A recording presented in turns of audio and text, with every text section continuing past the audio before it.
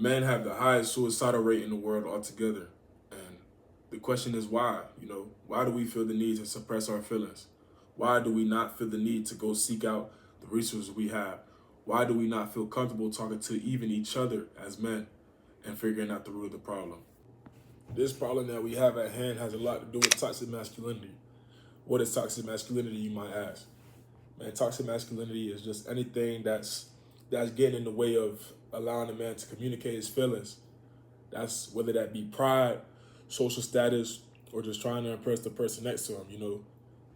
Toxic masculinity can come in all forms, whether it's from girls or even any male figure in your life. And this is a narrative that's negative in the men's community.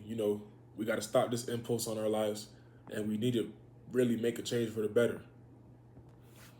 In a man's life, there's I'm talking about numerous sources or communities that he can seek that can help with mental health. And me personally, I don't know what you're going through. I don't know what the person next to you might be going through. I don't know what the person that you love might be going through.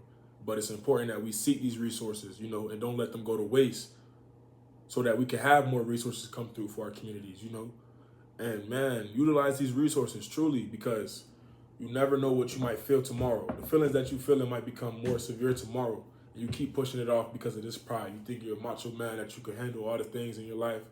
But truly, man, from one man to another, it only gets worse if you carry that burden. You gotta seek help.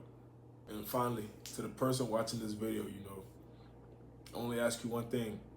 Stop using toxic masculinity phrases such as man up, be a man, stop crying, they're gonna show that you're weak.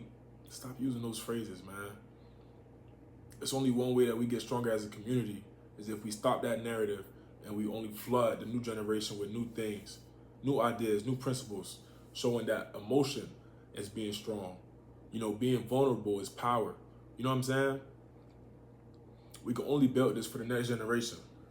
And for our generation, it's important that we seek help, truly. And, I would be a hypocrite if I'm asking you to do one thing, I'm doing another. So for my call to action, I'll also be calling one of my loved ones and telling them that I love them and that I'm there for them if they need help. I ask that you do the same.